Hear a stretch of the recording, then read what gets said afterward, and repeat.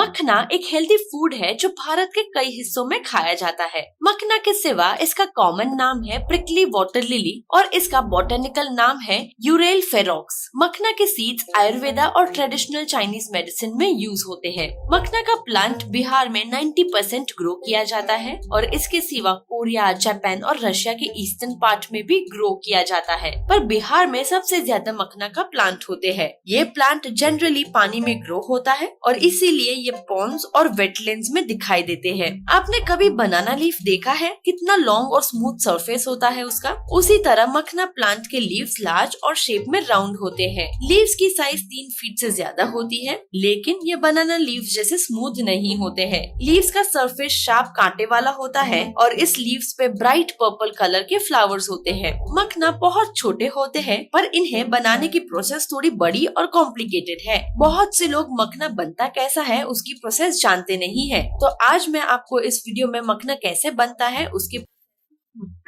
मखना बनाने के लिए इस प्लांट के फ्रूट्स में से सीड निकाल के धूप में सुखाते हैं। धूप में सुखाने के बाद उसमें 25% सॉफ्टनेस बची रहती है। सारे मखना इकट्ठा होने के बाद उन्हें सॉफ्ट रखने के लिए उस पे पानी स्प्रिंकल किया जाता है। सीड सूखने के बाद सूखे सीड्स को लकड़ी के हैमर से पीटा जाता है ताकि उसका हार्ड कवर निकल जाए। यहाँ पे प्रोसेस एंड नहीं होती है। उसके बाद सीड्स को अलग अलग साइज के होल्स वाली छन्नियों में डाला जाता है, जिससे सीड्स को भूनने में आसानी होती है। बड़े साइज के सीड्स अच्छी क्वालिटी के माने जाते हैं और मखने की खास बात ये है कि इसमें कोई भी पेस्टिसाइड्स यूज नहीं होता है। सीड्स को साइज के हिसाब से अलग अलग करने के बाद बड़ी लोखंड की कढ़ाई में गर्म किया जाता है और उसके बाद ठंडा होने के लिए 72 आवर्स तक टोकरियों में रखते हैं। अब तक मखना तो बना ही नहीं है। सीड्स में से लही वाले मखना बनाना मुश्किल काम है। इन सीड्स का व्हाइट कवर निकालने के लिए फिर से उन्हें कढ़ाई में गर्म किया जाता है। फिर 5 से 7 सीड्स को उठा के एक जगह पर रख के